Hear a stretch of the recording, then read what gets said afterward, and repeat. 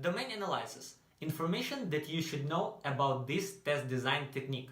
The first, analyze range of all applicable test values and identify subranges there. Second, pay attention for logical and technical dependencies. The third, try to find risky points at the boundaries of your equivalence classes and inside them. I hope that you remember about our first example with insurance application. Let's imagine that we collect data from our users by input field. So users need to indicate their age with integer number inside of the field. From the left side there's presented the requirement table, which you are familiar with from the first slides. Yes, and I suggest to take a look for the test cases which were created with the domain analysis test design technique for this particular case. Everything starts with the valid value. I suggest to start with the integer, which is 50, for example, to identify that our system works. For example, internal boundaries for all age groups like 1 and 100. After that, I want to test the invalid inputs.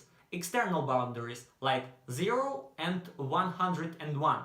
Also, I think that we should pay attention for the negative numbers, because age of the user is not able to be negative. Yes, minus 15, I think it's the best suitable value to test this activity.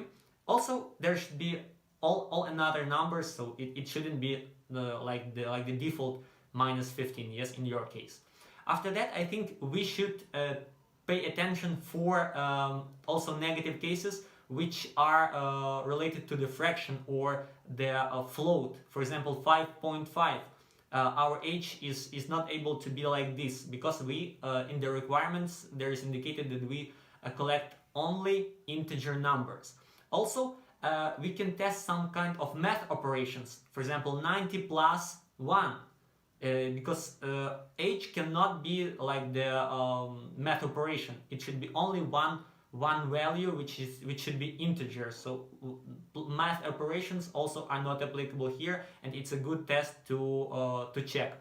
I want to indicate that in math there are presented some letter numbers like E in this case. The representation of E is 2.7 and a little bit more. So it's also quite interesting case that we need to check. So let's summarize what we used to learn about domain analysis. It's a deep dive into input values. Something that is so uniform at the first glance gets quite different after such analysis.